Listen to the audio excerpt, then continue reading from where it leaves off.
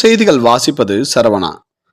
பேரணப்பட்டு அருகே ஆட்டோ ஓட்டுநர் வீட்டில் பூட்டை உடைத்து தங்க நகை, வெள்ளி மற்றும் பணம் கொள்ளை. போலீசார் விசாரணை.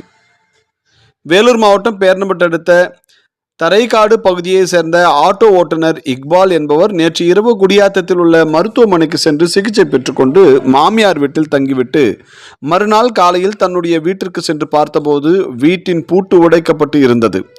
உள்ளே சென்று பார்த்தபோது பீரோ உடைக்கப்பட்டு இருந்தது. பின்னர் வீட்டின் பீரோவில் வைக்கப்பட்டிருந்த 5 சவரம் தங்க நகை, 4 செட் வெள்ளி கொலுசு மற்றும் 50,000 ரூபாய் ரொக்கம் அனைத்தும் இல்லாததை கண்டு அதிர்ச்சி அடைந்தார்.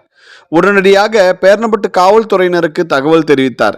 இதை அடுத்து விரைந்து வந்த காவல்துறையினர் வழக்கு பதிவு செய்து தீவிர விசாரணை மேற்கொண்டு வருகின்றனர்.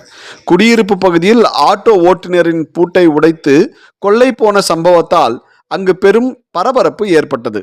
செய்திகளுக்காக ஏழுமலை.